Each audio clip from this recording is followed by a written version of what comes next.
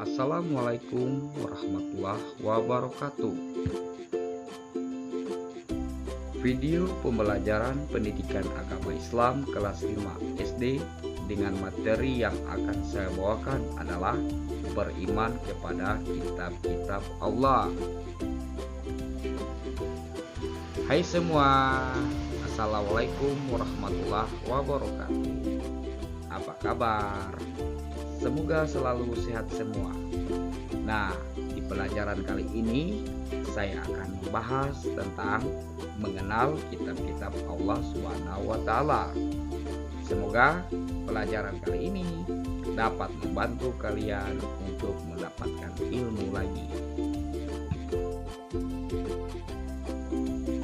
Sebelum kita memulai pelajaran kali ini, marilah kita awali dengan doa belajar.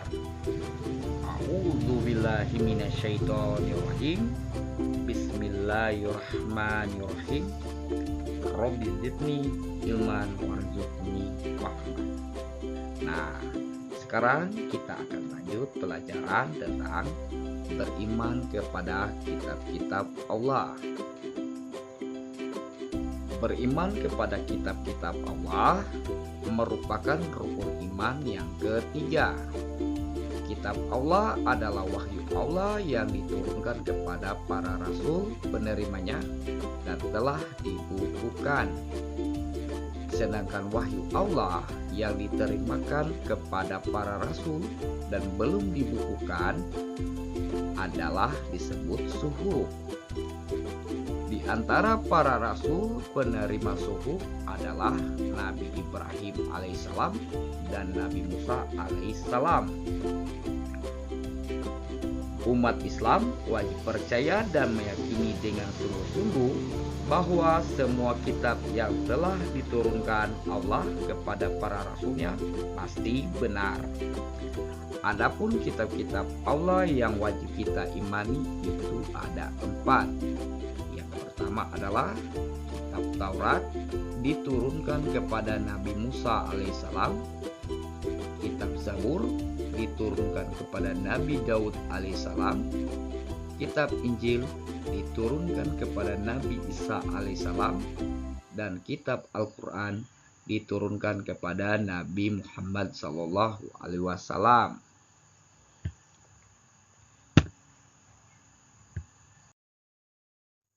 Sekarang kita masuk pada penjelasan pelajaran 1. Kitab Taurat. Kitab Taurat diturunkan kepada Nabi Musa alaihissalam. Nah, Nabi Musa alaihissalam menerima kitab Taurat dalam bahasa Ibrani sebagai pedoman hidup bagi kaum Bani Israel.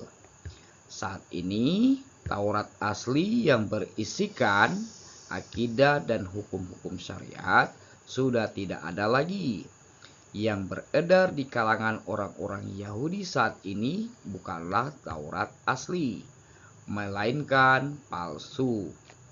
Sebab mereka telah melakukan perubahan-perubahan isinya atau ajarannya.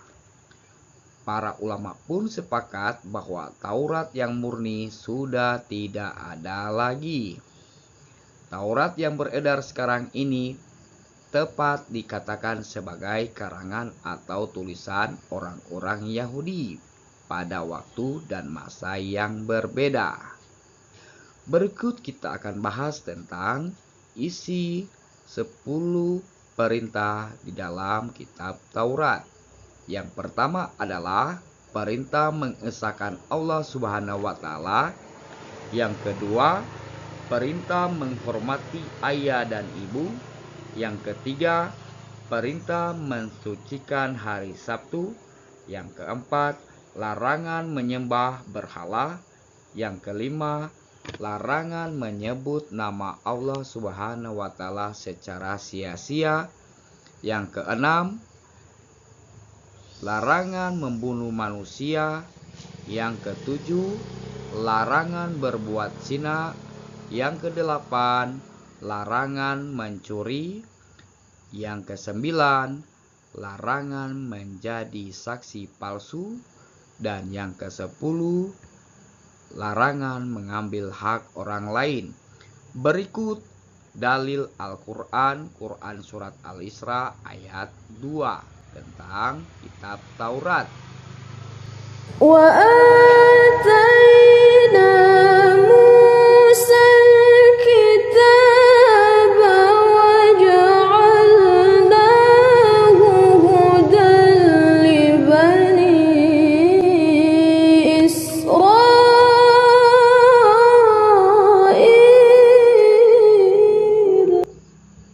Sekarang kita akan membahas tentang kitab Zabur.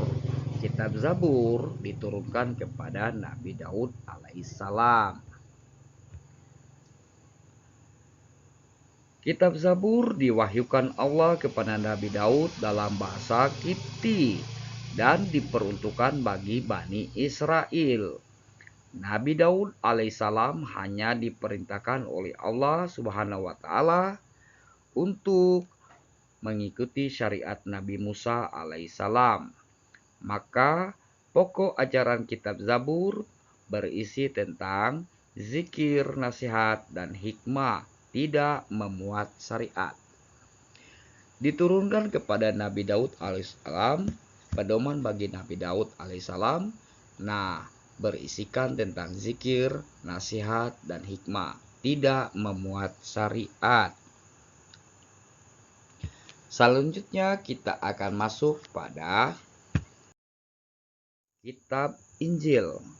Kitab Injil diturunkan Allah kepada Nabi Isa alaihissalam dalam bahasa Suryani, dalam diperuntukkan bagi Bani Israel, yaitu kitab Injil. Kitab Injil yang asli memuat keterangan-keterangan yang benar dan nyata, yaitu perintah-perintah Allah Subhanahu wa taala agar manusia mengesahkannya dan tidak menyekutukannya dengan suatu apapun. Injil juga menjelaskan bahwa di akhir zaman akan lahir nabi yang terakhir. Diturunkan kepada Nabi Isa pedoman Bani Israel, isi pokok ajaran untuk hidup dengan zuhud, menjauhi kerusakan dan ketamakan di dunia. Selanjutnya kita akan bahas Al-Quran. Al-Quran diturunkan kepada Nabi Muhammad SAW sebagai nabi terakhir, diberi wahyu oleh Allah berupa kitab Al-Quran. Al-Quran merupakan kalam Allah yang diturunkan kepada Nabi Muhammad SAW melalui perantara malaikat Jibril dalam bahasa Arab dan diperuntukkan bagi seluruh umat manusia di dunia. Membaca Al-Quran merupakan ibadah dan akan memberi syafaat bagi pembacanya di akhirat kelak. Al-Quran juga merupakan mukjizat Nabi Muhammad yang terbesar. Al-Quran termasuk mukjizat sebab mampu melemahkan orang-orang kafir Quraisy yang senang membuat syair. Syair-syair yang dibuat oleh orang kafir Quraisy ketika itu tidak mampu menyaingi keindahan lafaz-lafaz Al-Quran. Al-Quran berasal dari bahasa Arab qara'ah yang berarti bacaan. Al-Quran merupakan wahyu Allah diturunkan kepada Nabi Muhammad SAW sebagai kitab suci terakhir. Jika membacanya merupakan ibadah, diturunkan dengan perantara malaikat Jibril sebagai petunjuk bagi kehidupan manusia untuk mencapai kebahagiaan di dunia dan akhirat. Al-Quran merupakan penyempurna bagi kitab-kitab terdahulu, sehingga dapat disimpulkan bahwa isi dari Al-Quran tidak bertentangan dengan kitab-kitab terdahulu. Sebaliknya, isi dari kitab-kitab terdahulu terkandung dalam Al-Quran. Al-Quran diturunkan pertama kali pada tanggal 17 Ramadan 6 Agustus 610 Masehi, ketika Nabi Muhammad SAW berusia 40 tahun. Turunnya Al-Quran kepada Nabi Muhammad merupakan pertanda diangkatnya beliau menjadi Rasul Allah. Wahyu yang pertama turun adalah Quran Surat Al-Alaq ayat 1-5. Ayat ini turun di Gua Hira, Jabal Nur, ketika Nabi Muhammad sedang berkhawalat. Hari turunnya wahyu Al-Quran pertama kali dinamakan Nuzul Quran. Sedangkan ayat yang terakhir turun adalah surat Al-Maidah ayat 3. Ayat ini turun pada peristiwa Haji Wada, haji perpisahan. Al-Quran turun secara mutawatir beransur-ansur selama 22 tahun, 2 bulan, 22 hari, yaitu 13 tahun di Mekah dan 10 tahun di Madinah.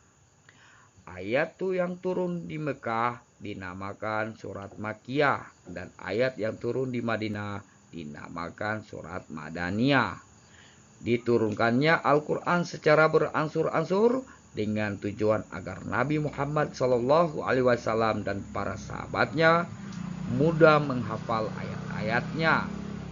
Selain itu, ayat Al-Quran turun sedikit demi sedikit karena untuk menjawab setiap persoalan yang muncul. Jika ada permasalahan, maka barulah turun ayat untuk menjawab persoalan tersebut. Al-Quran terdiri dari 30 juz, 114 surat, 6.236 ayat. Al-Quran memiliki beberapa nama seperti 1. Al-Zikr, artinya peringatan. 2. As-Sifa, artinya obat atau penawar. 3. Al-Huda, artinya petunjuk. 4. Al-Bayan, artinya penjelas. 5. An-Nur, artinya cahaya. 6. Al-Kitab, artinya tulisan. 7. Al-Furqan, artinya pembeda. 8. Al-Hakim, artinya pemutus perkara. Sebagai pedoman hidup manusia yang telah disempurnakan, isi Al-Quran sangat lengkap meliputi seluruh aspek kehidupan kandungan Al-Quran, yaitu tentang keimanan, tauhid, yaitu Al-Quran berisikan tentang Allah, malaikat, kitab Allah, dan Rasul, hari kiamat, serta qada dan qadar. Selanjutnya ibadah. Manusia diciptakan tidak lain hanyalah untuk menyembah Allah. Tata cara ibadah ini telah diatur dalam Al-Quran. Misalnya ibadah sholat, zakat, puasa, dan haji. Bahkan tata cara bersuci diatur dalam Al-Quran. Ketiga adalah ilmu pengetahuan. Dalam Al-Quran banyak memuat ilmu pengetahuan yang mendukung kemajuan teknologi saat ini. Selain itu juga memuat ilmu-ilmu tentang kesehatan, astronomi, pertanian, dan sebagainya. Keempat adalah hukum.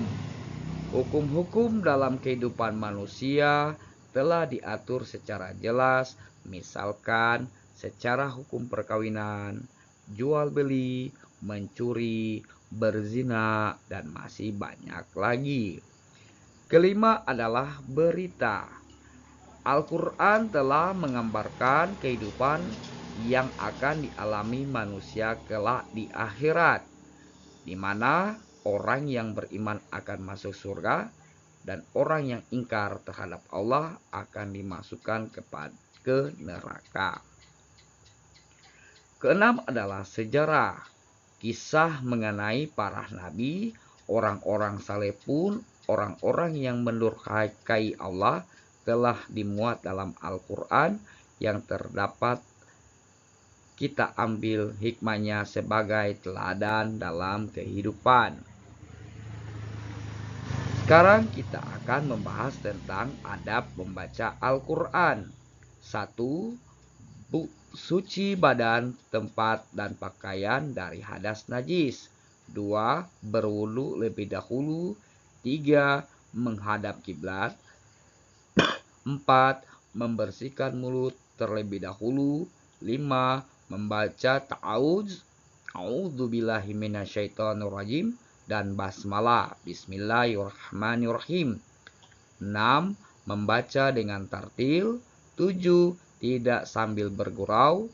8. Setelah selesai membaca, tasdik, sadaqallahul azim.